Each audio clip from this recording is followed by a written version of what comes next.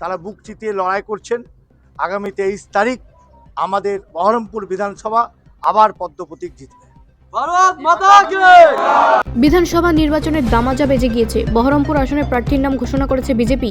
আর নাম ঘোষণা হতে না হতেই সময় নষ্ট করতে নারাজ গেরুয়া শিবিরের প্রার্থী সুব্রত মৈত্র। মঙ্গলবার সাত সকালেই কোমর বেঁধে নির্বাচনী প্রচারে নেমে পড়েন তিনি। আজ সকালে বহরমপুরের মোহন সিনেমার মোড়ে হনুমান মন্দিরে পুজো দেন সুব্রত বাবু।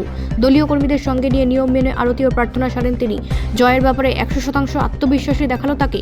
মন্দিরে পুজো দেওয়ার পরেই সোজা চলে যান গোরাবাজার এলাকায়। সেখানে রীতিমতো পাড়ায় পাড়ায় ঘুরে বাড়ি বাড়ি গিয়ে জনসংযোগ শুরু করেন তিনি।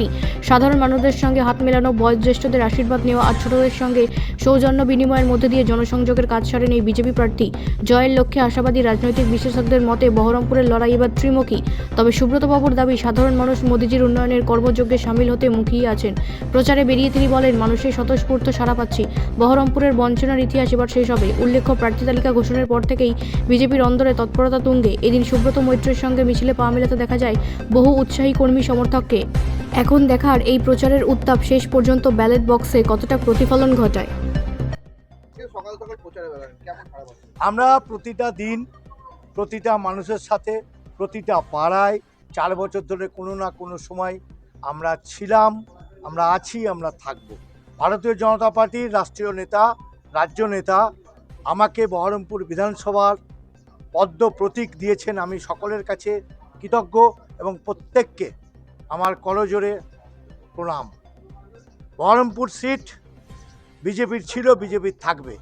আমাদের কর্মকর্তা বা আমাদের কর্মী যারা আছেন তারা বুক চিতিয়ে লড়াই করছেন। আগামী 23 তারিখ আমাদের বহরমপুর বিধানসভা আবার পদ্ম প্রতীক জিতবে। ভারত মাতা কি! ভারত মাতা কি! দেখুন, প্রতিদ্বন্দ্বী বলে কিছু নেই।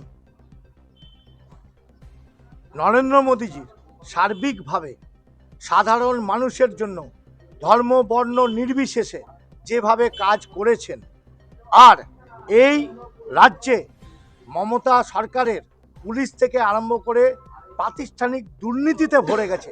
অত্যাচারে মানুষ দিশাহারা, নিষ্কৃতি চাইছে। নিষ্কৃতির ফলস্বরূপ পশ্চিমবঙ্গে এবার বিজেপি আসছে। তাই সকল মানুষ বিজেপি মুখী। ব্যুরো রিপোর্ট, রাষ্ট্রীয় প্রসার বাংলা।